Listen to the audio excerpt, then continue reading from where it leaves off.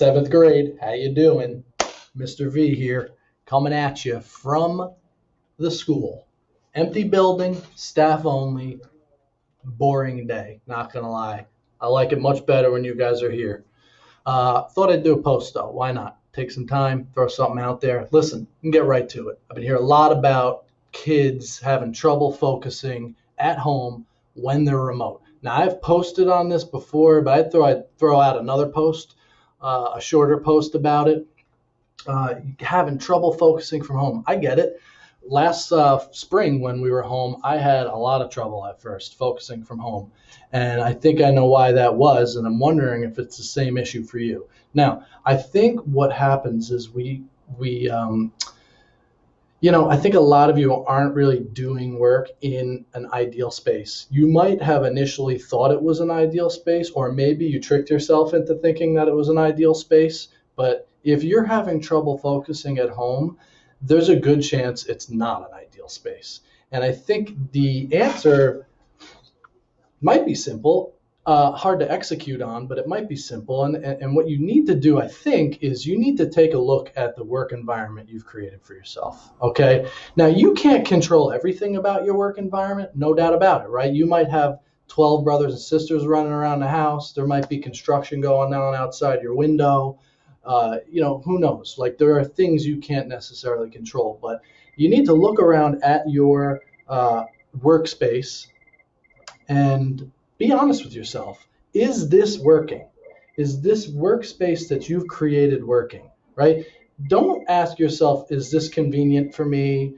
Do I like this? Am I comfortable? Like, those may not be the best questions to ask yourself, because you may not want to create a learning environment around the answer to those questions. You need to say, is this the most productive way for me to set this up? Is this the best environment for me to be productive? You might have said, oh, I'm going to put myself up in my bedroom as far away from my mom and dad as I can be, so I have a quiet space and I'm isolated. I'm going to concentrate, right? And that kind of makes sense. But then you might say to yourself, geez, honestly, because I don't have my parents like looming over my shoulder and checking in on me every 5 seconds, I'm actually like not as focused.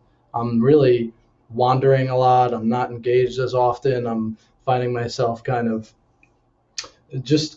disengaged from the lesson. I'm being distracted by all these things. So in that case, if that's you, you might actually move your workspace from such an isolated spot down to the main area where you may have a parent walking back and forth that can help hold you accountable and make sure you're on your chats and staying focused on your work. The opposite could be true too, though. Like, you might be set up in the kitchen because you thought, all right, well, my parents are here and they could offer me help if I need to.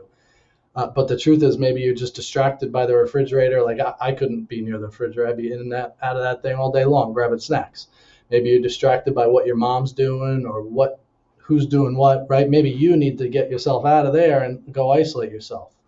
Maybe you got a TV on in the background or a cell phone on the desk.